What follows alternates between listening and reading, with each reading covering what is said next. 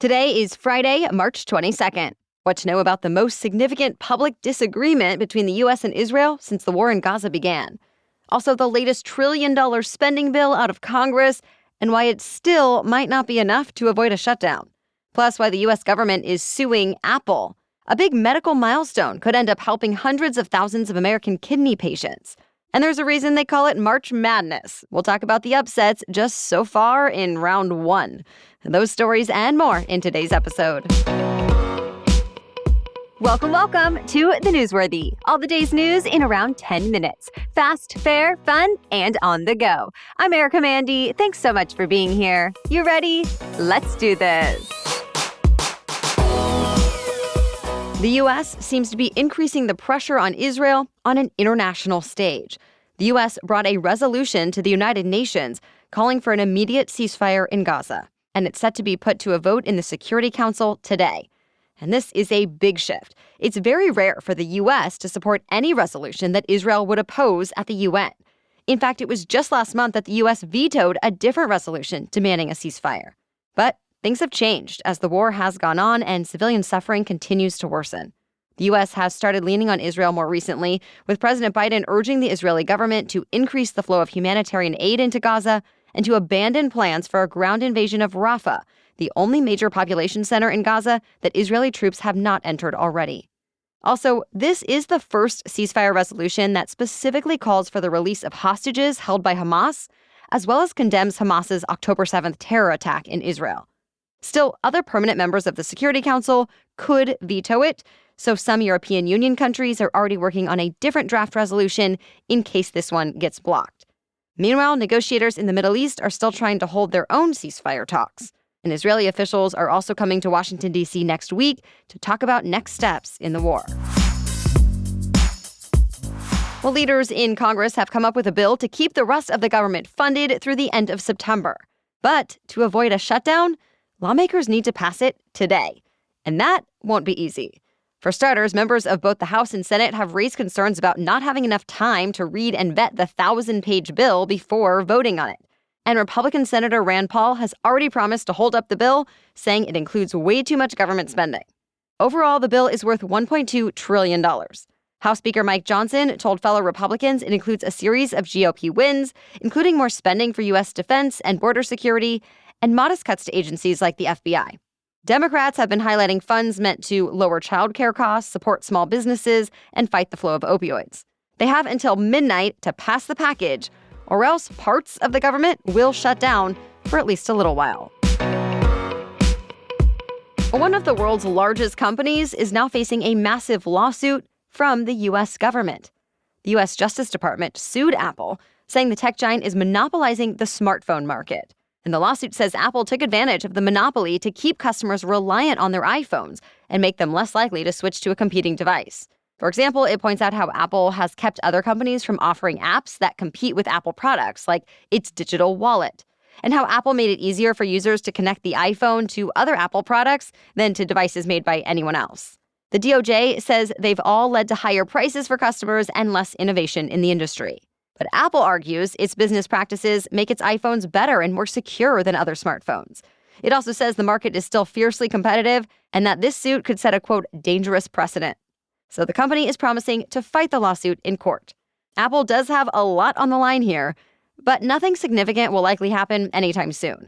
Reports say the case is likely to drag out for years. For the first time, a pig's kidney has been transplanted into a living human patient. And so far, the signs are promising. The 62-year-old man who got the new kidney is said to be recovering well and is expected to be discharged soon. Until now, pig kidneys have only been temporarily transplanted into donors who were brain dead. 2 men also received heart transplants from pigs, but both of them died within months. Doctors say this case is different, though, since the heart patients were much sicker than the kidney patient. And if he continues to do well, this could be a game changer for thousands of people. More than 100,000 Americans are on the national waiting list for a kidney transplant now. And sadly, thousands of patients die every year waiting for a kidney. Another 800,000 Americans have kidney failure and require dialysis. But some medical experts say if kidneys from genetically modified pigs can work on a large scale, dialysis might become obsolete. All that said, the practice has its critics, since it raises the prospect of more exploitation of animals. There's also a fear this could introduce animal viruses into human populations, and it's not clear how much this procedure could end up costing. Either way, this is a long ways off from becoming a common practice. Researchers will need to test pig kidneys in many more patients and many more facilities before the FDA will even consider approving them for routine use. So stay tuned. We have more news for you still coming up, but first, this episode is sponsored by BetterHelp. Do you ever wish you had more time? I'm guessing for most of us, the answer is yes. And yet, the question is, what would you do if your time was unlimited? The best way to squeeze in those special things into your schedule is to actually know what's most important to you. Therapy can help you identify the things that matter and give you strategies to find that extra time in your life so you can do more of the things that fill your cup the most. And I can tell you from personal experience, this has a ripple effect across all aspects of your life. It's helped me feel like the best version of myself more often. If you're thinking of starting therapy, give BetterHelp a try. Just fill out a brief questionnaire to get matched with a licensed therapist, and you can switch therapists at any time for no additional charge. It's entirely online, so it's really convenient too. Learn to make time for what makes you happy with BetterHelp. Visit betterhelp.com/newsworthy today to get 10% off your first month. That's BetterHelp, H-E-L-P, betterhelp.com/newsworthy. Now back to the news. One of the more fun Jewish holidays is happening over the weekend. Purim begins Saturday night and continues through Sunday. Many Jewish people celebrate by reading from the Book of Esther, giving back to the less fortunate, sending gifts, and feasting. It's also customary for many Jews to dress up in costumes, eat traditional pastries, and drink wine. In Israel, Purim is one of the most widely popular festivals, with carnival-like atmospheres in many cities and towns. Though this year, some events have been canceled, and hundreds more are going to be focused on national unity during wartime. Though thousands of people still plan to mark the occasion by rejoicing the good things in their lives and also reaching out to others in need. Nearly 80,000 public service workers, like teachers, nurses, and firefighters, are getting their federal student loan debt erased. The Biden administration is forgiving another $5.8 billion in debt, and all those impacted will receive an email next week. Now, to be clear, these are all workers who were already part of the Public Service Loan Forgiveness Program. That means public service workers can qualify for loan forgiveness after 10 years of continuous payments. Well, officials said errors in that program and other issues have meant a lot of people who qualified have not actually gotten the loan forgiveness until now, thanks to fixes to the program. This latest announcement brings the Biden administration's total forgiveness to $144 billion for nearly 4 million Americans. Granted, that's nothing compared to what President Biden wanted to do, but remember, the U.S. Supreme Court rejected his original plan, saying it was outside of his authority. Social media platform Reddit had a successful debut on Wall Street. Shares ended their first day of trading up 48%. And reports say that could be a sign investors are getting an appetite for initial public offerings that are promising, even if they're not big moneymakers. Reddit actually has not turned an annual profit since launching back in 2005. But it lured investors by recently saying it'll use the content on its site to help train artificial intelligence programs. Just last month, Reddit struck a data licensing deal with Google worth about $60 million a year, which the FTC is apparently looking into. And now Reddit has an IPO cash pile. The company has said it has plans to invest in the business. This all is expected to set the tone for future tech and media deals coming soon. United Airlines passengers are getting a new perk. United became the first major airline in the U.S. to let people pool their frequent flyer miles together. The perk is available to all Mileage Plus members who want to share miles with other Mileage Plus members, even new ones, and even children. Up to 4 accounts can join a group pool to combine miles earned from previous flights. This is expected to really help infrequent travelers who might struggle to get enough rewards to book a whole other flight, but together with other friends or family members, they might be able to. Forbes points out that being strategic about redemptions can also make it easier to earn airline elite status.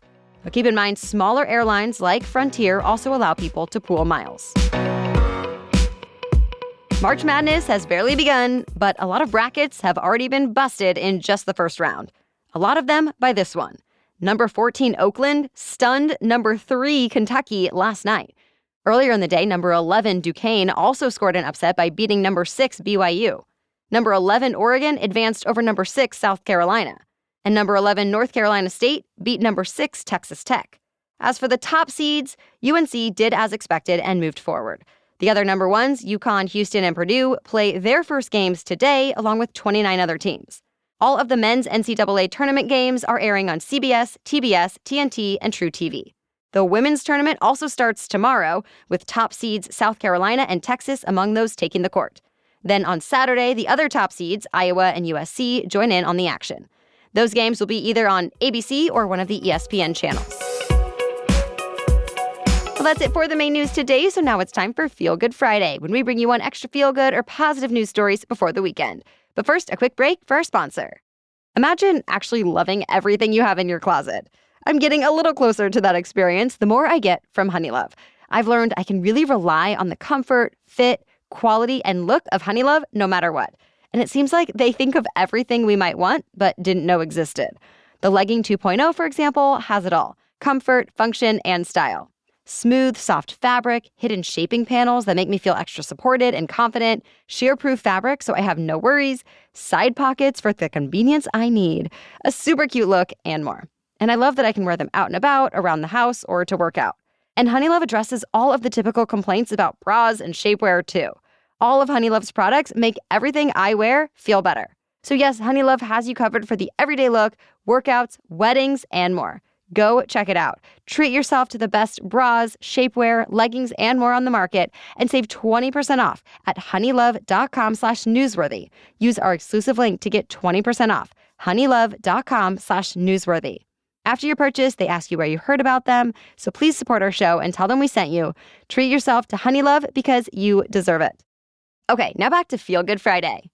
If you like to decompress by playing with your dog or by watching dog videos online, well, this one is for you. New research actually looked at brain tests and found interacting with dogs can strengthen the brain waves associated with rest and relaxation.